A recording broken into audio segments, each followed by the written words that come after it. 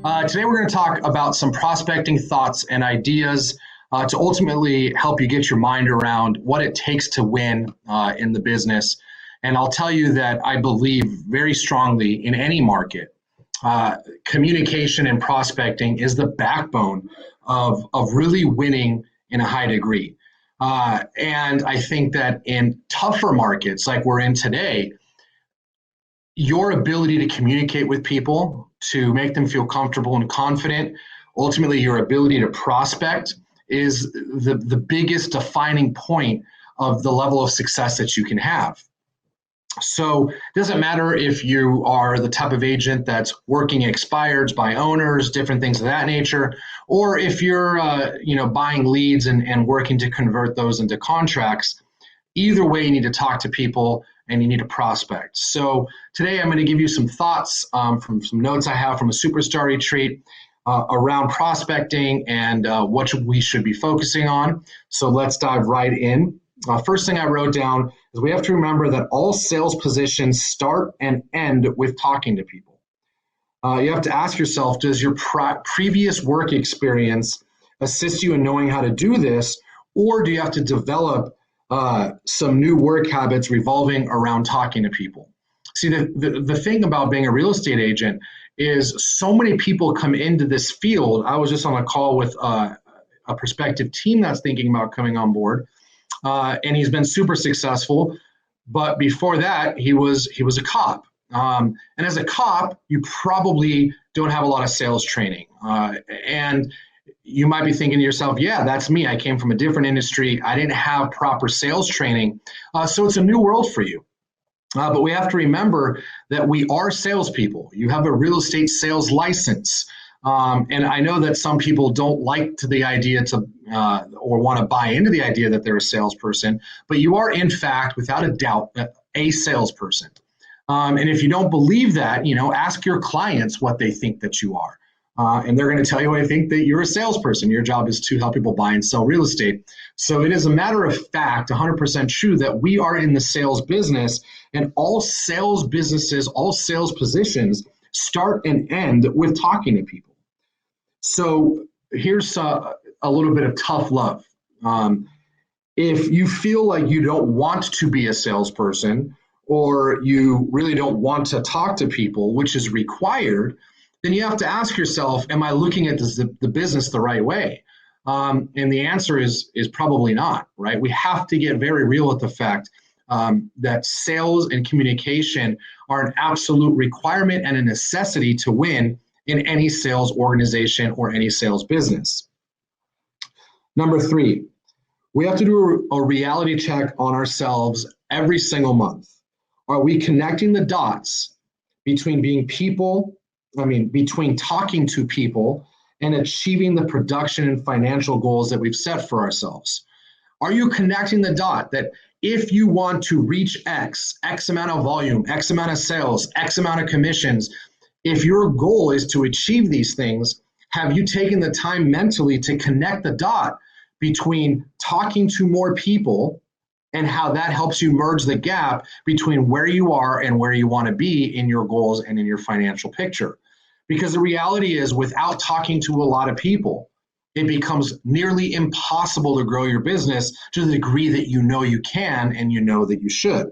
Remember, when you start a new habit like prospecting, you have to continue to refine your skills and consider getting support from your peers, or if not, the process is going to be very tough for you.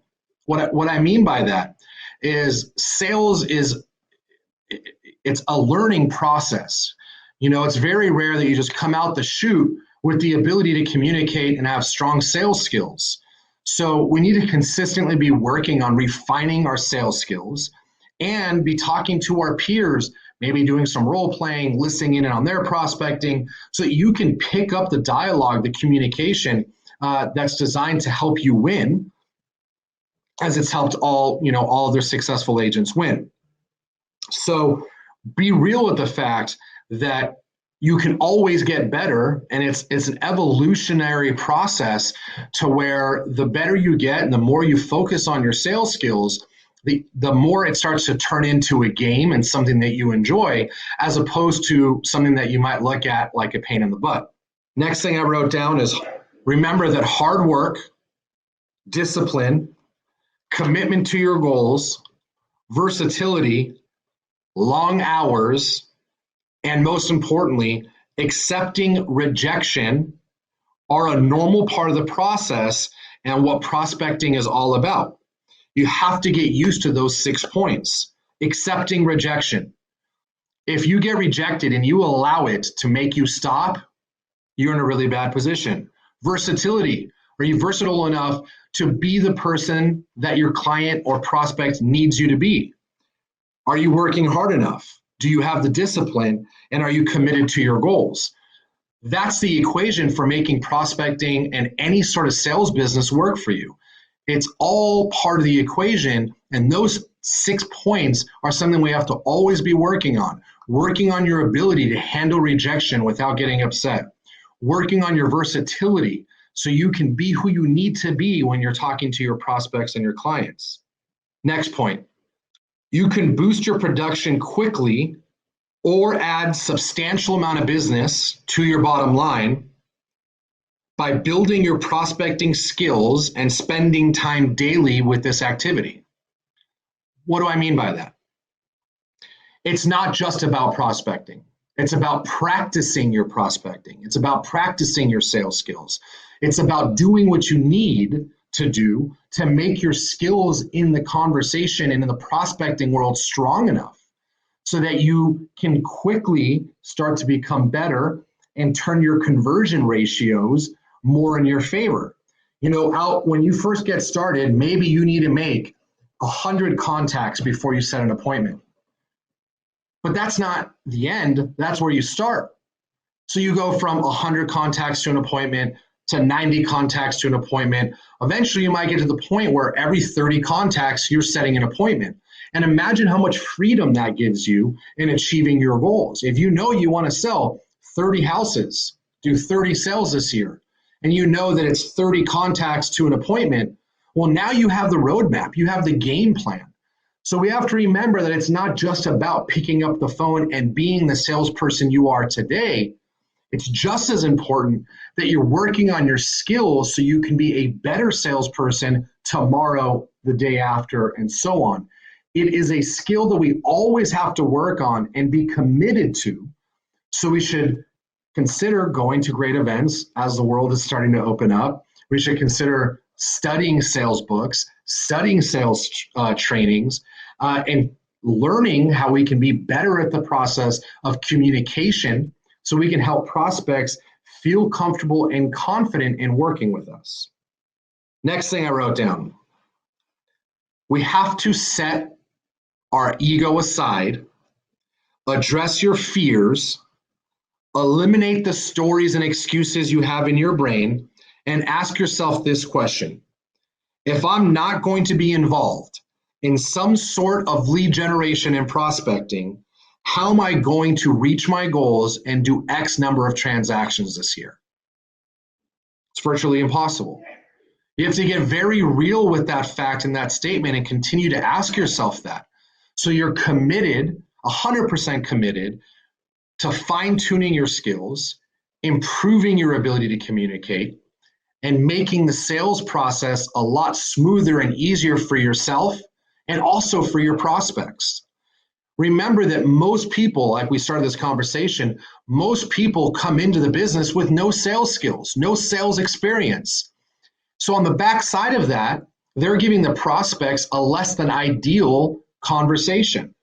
But when you're the person that can turn the conversation into a dance, you can do it with style and a smile. Not only is it serving you and reaching your goals, but it's serving the prospect and the client by helping them be in a communication process that isn't a pain for them. Next point, be real with the fact that a lack of lead generation and prospecting skill will create a desperate or negative agent who often does not know how to sell and therefore might cause you to take overpriced listings at low commissions. You don't want to be that agent. We have to be focused on lead generation and prospecting skills so that we can help the prospect, the client, understand our value and our worth. So we're not taking overpriced listings and we're not getting our commissions cut. If you present so strong and so well, you'll just notice that the commission objections start to go away. Why? Because all of a sudden the client is excited. They feel very comfortable and confident with the fact that you're the person that can help them get what they want, even if they have to pay the full commission. They're willing to do that. Because remember, what's more important to them? Selling their home for top dollar and working with someone that they trust, or reducing your commission? They don't care about your commission as long as you help them get what they want. So that's why prospecting and sales skills are so important. Not only does it help you generate business, but it helps you generate the right business with the right commission structure so you can ultimately make more money and enjoy the process a lot more.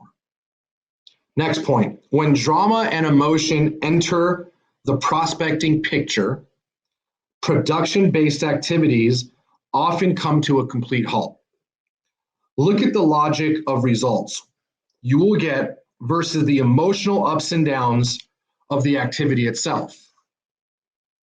Ultimately, what I'm trying to say here is when you get good at the prospecting game, the drama and the emotions don't show up. And when the drama and the emotions of prospecting do show up, that halts your production. It makes it so hard for you to reach your goals and continue down the process of winning and getting appointments because the internal dialogue starts to take over. You start to become negative, emotional, doubt yourself, question yourself, and you want nothing more than to just move away from the prospecting station and do anything else that's less frustrating or emotional. But the moment you get really good at prospecting, the moment you start to understand how to communicate and how to present the right dialogue, is a moment that you start to enjoy and embrace the process, which makes it so much easier for you to have the success that you're looking to have in this business. Remember this, real estate is now and will always be a numbers game, plain and simple. It starts with prospecting numbers and it ends with multiple presentations. You have to play that game if you want to win.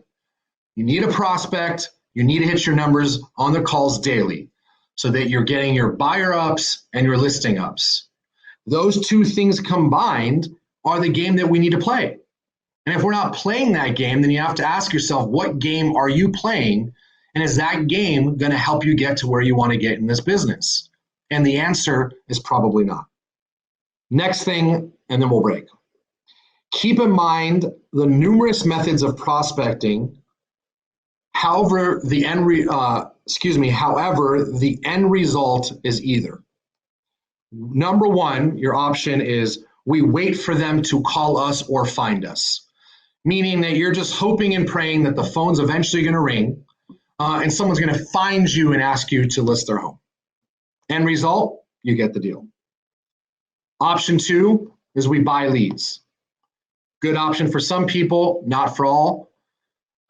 But my question for you is this: if you still don't have the skill of prospecting and learning how to communicate, make people feel comfortable and confident, is it worth the spend to buy leads?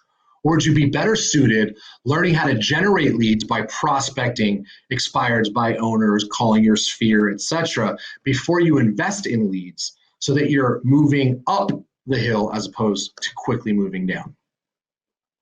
Option C is we go out and find them daily. So you either wait for them to find you, you buy the leads, or you go out and find them yourself daily.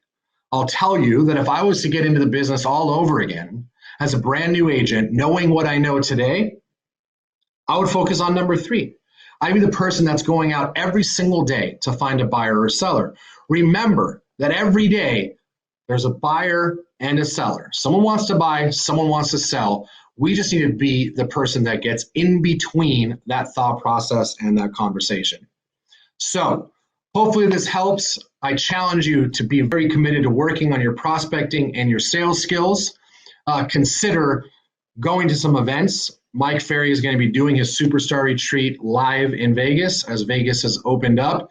If you feel comfortable and confident going out and doing that, highly recommend it, as I think it's one of the best experiences and will teach you a tremendous amount in regards to prospecting, growing your business, and making big piles of money as a real estate agent.